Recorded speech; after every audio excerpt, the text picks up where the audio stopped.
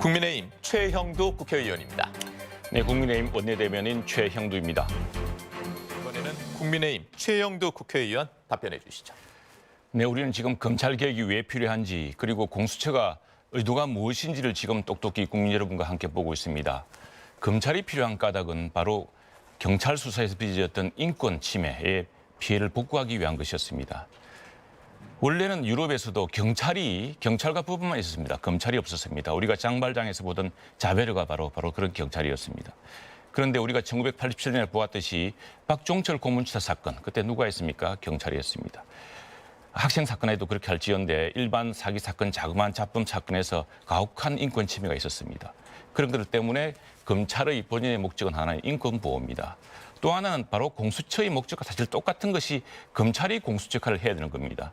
검찰이 도둑놈, 소매치기, 간단한 사기 사건 이런 사람 잡으라고 검찰이 있는 게 아닙니다. 검찰은 그악, 바로 우리 공수처에서 지금 이야기하는 그런 고위공직자의 아주 부정부패를 잡는 겁니다. 그 대표적인 것이 일본 정치에서 벌써 30년 전에 있었던 다나카 수상을 바로 자택에서 체포했던 검찰, 그건 검찰만이 할 수 있습니다.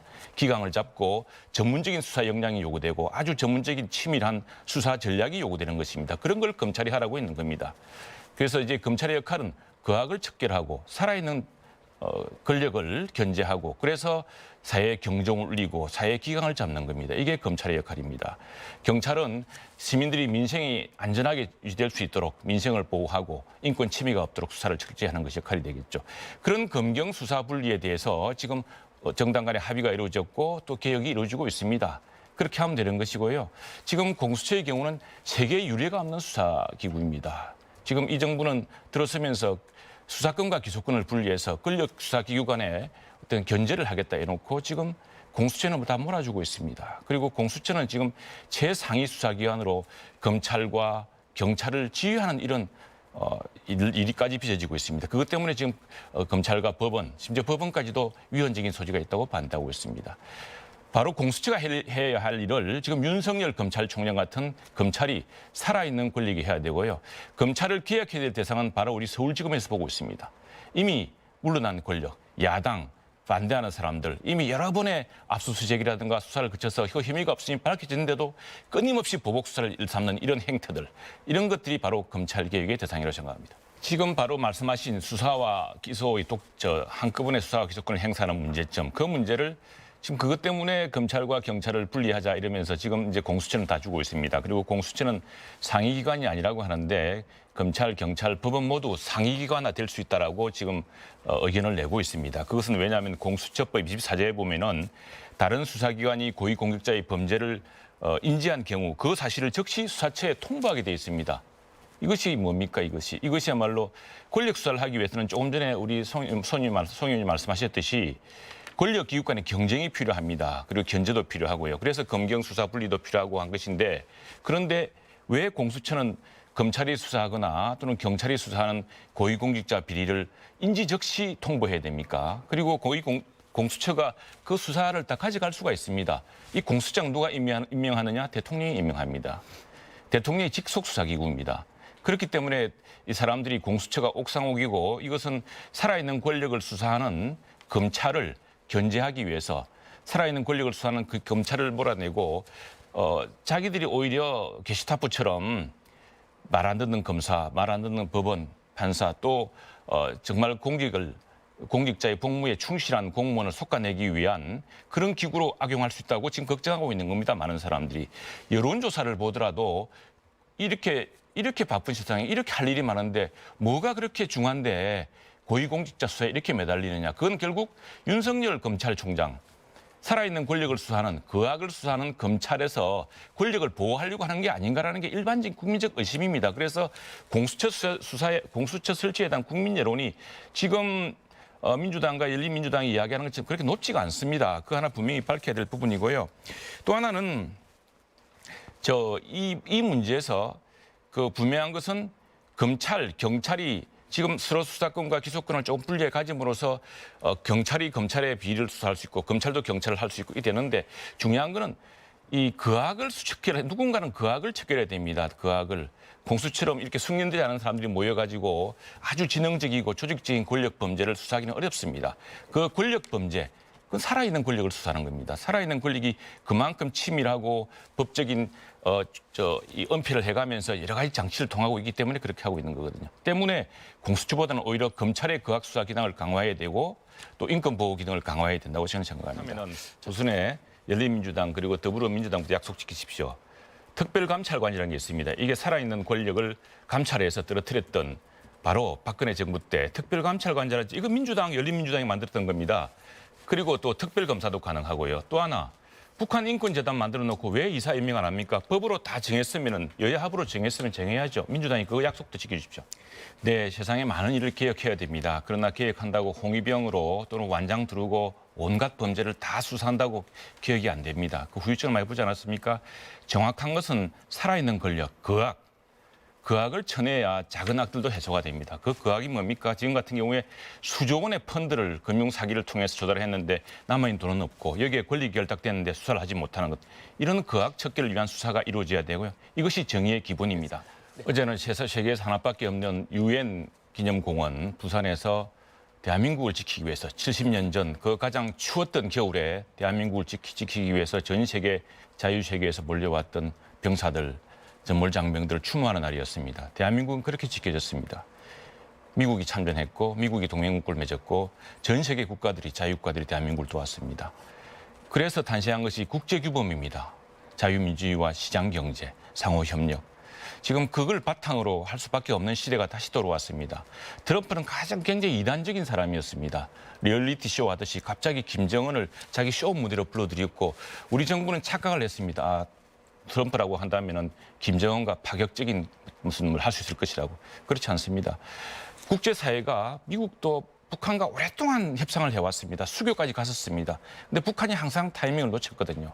그래서 국제규범, 즉 NPT, 비확산, 더 이상 핵무기를 가진 국가를 허용하지 않겠다는 강대국의 합의가 있습니다. 국제사회 합의가 있습니다.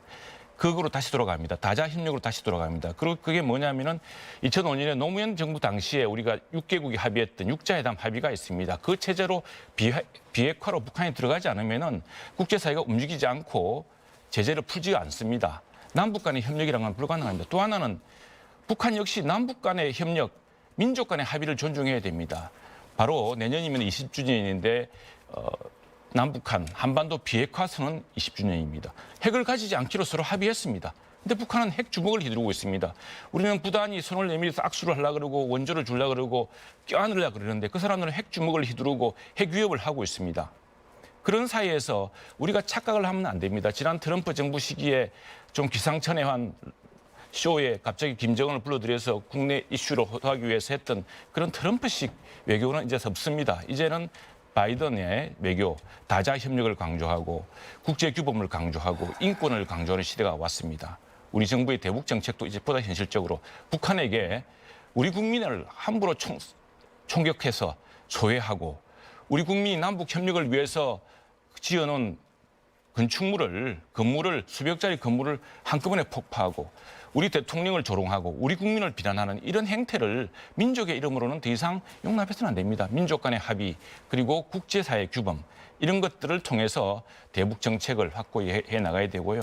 김정은도 역시 진짜 북한과의 협력 그리고 제재 체제에서 풀려나려고 한다면 국제규범이 무엇인지 그리고 대한민국 국민의 생명을 존중하고 대한민국 국민의 재산을 존중하고 대한민국 지도자들, 대한민국 대통령을 존중할 줄 알아야 됩니다. 예, 역대 정부, 이명박 박근혜 정부 역시도 북한과의 협력을 통해서 우리가 벌써 독일은 분단을 극복하고 통일하지 않았습니까? 우리는 뭐 통일이란 것은 어렵다고 하더라도 남북한에 서로 상호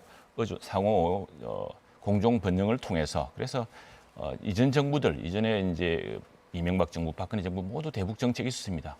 함께 가자.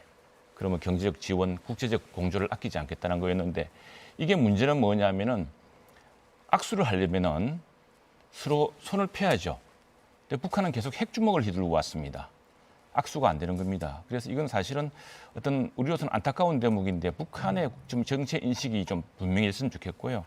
대한민국 어느 정당 할 것 없이 전부 북한과 같이 협력해서 북한과 공존하면서 평화롭게 남북한 경제 공동체를 만들자는 목표는 똑같습니다. 그 부분에 대해서 북한 당국이 좀 과감한 인식을 변화를 해야 되고, 그다음에 그 NPT라는 것은 사실은 불편한 진실입니다. 불편한 진실이라는 것이 뭐냐면은, 자, 그렇다면 우리도 사실 70년대 말에 주한미군 철수 논의가 있고 중국이 키신저하고 덩소평이 협의를 해서 이걸 빠져나가려고 했을 때 우리 정부는 굉장히 불안감을 느껴서 핵 무장 시도를 한 적이 있었습니다. 이 뭐 다 아시는 사실 아닙니까?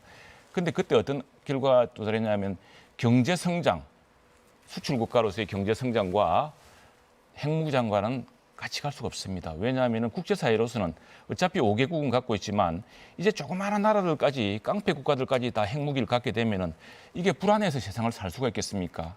그래서 동결하고 감축하고 더 이상 만들지 말게 하자는 것이 NPT의 진실입니다. 그리고 우리나라에는 그 당시에 벌써 이제 20년이 돼 가는데 비핵화 선언을 하면서 한반도에는 더 이상 핵무기가 없다고 선언했습니다. 주한미군 전술 핵무기 다 철수했습니다. 북한이 약속을 지켜야 될 차례고요. 그다음에 북미 관계도 마찬가지입니다. 북한이 벌써 여러 차례 기회를 놓쳤습니다.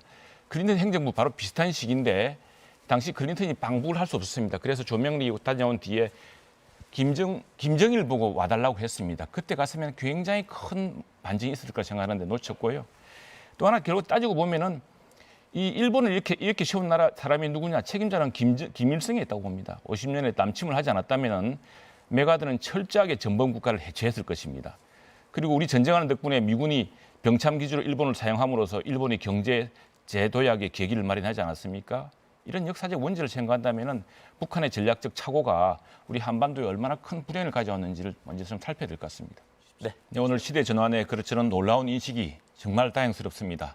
이제 북한도 국제규범에 맞춰 가자 합니다. 민족끼리 약속도 지켜야 되고 국제규범을 맞지 않는 이상은 아무리 우리가 미국을 손을 끌어들여도 미국을 설득하기 어렵습니다.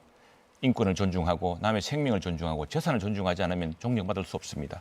그리고 대한민국은 2차 대전 이후에 식민지 겪은 이후에 가장 성공한 자유민주주의 시장 경제 국가입니다. 대한민국의 기적이라고 합니다. 이런 기적의 바탕이 바로 미국은 동맹을 맺기를 유지하기를 원하는 것이고 또 중국도 우리에게 구애를 하고 있는 것입니다.